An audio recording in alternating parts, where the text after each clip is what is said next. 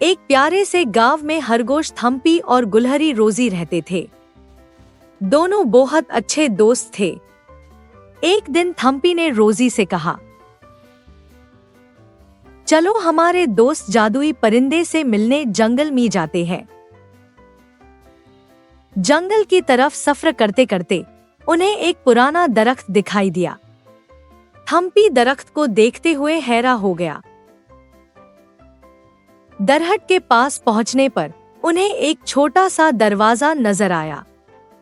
थम्पी ने दरवाजा खोला तो अंदर एक खूबसूरत शहर था।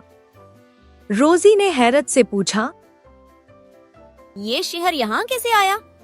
तभी उनका दोस्त जादुई परिंदा नमूदार हुआ और बोला, ये मेरा शहर है। वो कुछ परेशान था। फिर उसने बताया कि यहाँ सब मिलकर रहते थे, लेकिन कुछ लोग अपने फायदे के लिए जादू का इस्तेमाल करने लगे हैं। थम्पी और रोजी ने ये सब बात सुनकर फैसला किया कि वो इस मसले का तोड़ निकालेंगे और लोग को उनकी गलती का एहसास दिलाएंगे।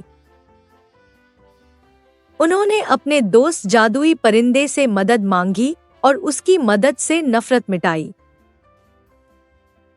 दोनों वापस अपने गांव चले गए, लेकिन उनके दिल में ये अनमोल शहर और ये दोस्ती हमेशा रहेगी।